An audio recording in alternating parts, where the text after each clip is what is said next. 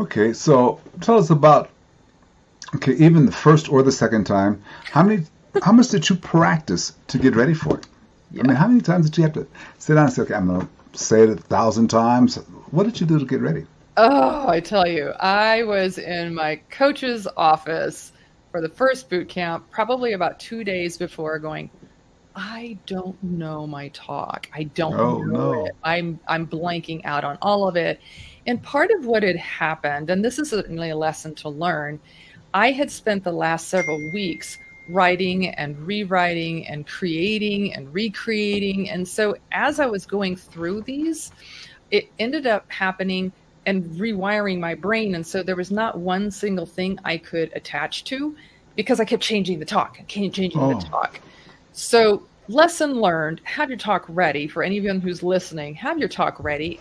And at some point in time, don't worry about the being perfect. It will evolve and it'll come from your heart. The more it comes from your yeah, heart, the yeah. better impact it actually can be.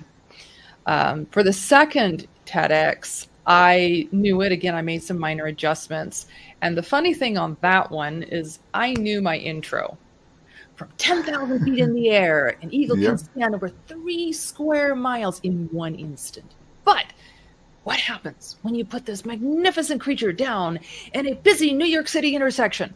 I mean, I knew that. I knew that, right? So I kept Yeah. skipping over that introduction. Hmm. And what ended up happening the night before, because I had practiced all the rest of it and practiced all the rest of it, I realized, well, I forgot the first conclusion of that intro. So I was up for, Oh, you know so you what? go into such a habit of things and you forget. And that was certainly it. That was another learner for me. Yeah, I hadn't thought about that. That's so, I, hmm. Yeah.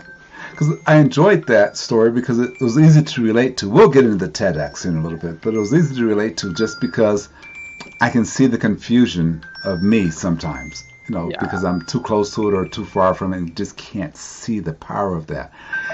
It becomes very, well, like I said, we'll get in that story a little bit. In fact, it's time to dissect your TED Talk apart